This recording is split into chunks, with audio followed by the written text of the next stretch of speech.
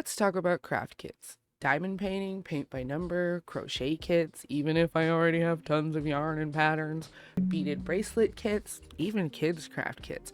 The list could go on. In today's world, we're constantly inundated with technical obligation email, text messages, social media, etc., etc., etc.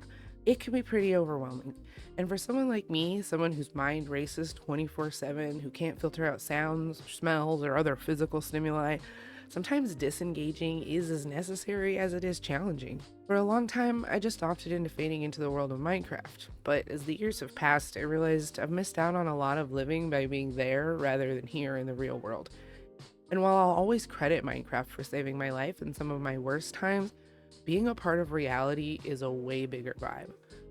For me, craft kits are kind of like the Minecraft of real life. They give me the opportunity to focus on something that brings me joy by allowing me to create something tangible. And they actually give me a much bigger dopamine hit because I can experience them with more than just my eyes. They simplify the process of creativity by giving me a solid, achievable goal that not only soothes the chaos in my mind, but also inspires my personal creativity.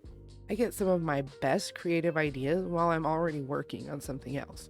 Sometimes that something is totally unrelated, while other times it's the foundation of the whole idea.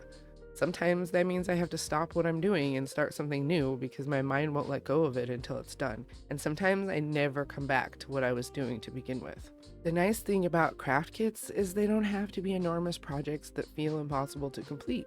Often they're small and easily finished with just a few scattered hours of effort.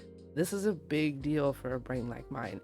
Having 46 unfinished projects isn't going to ruin anyone's life, but not starting something I can't stop thinking about might just ruin my whole week. And when I come back to a project that's half done, it's completed much faster than I thought it would be. But when I don't feel the need to put it down and move on, I still don't have to wait days or weeks to get to the next thing. Now, I realize craft kits don't make me a quote real artist.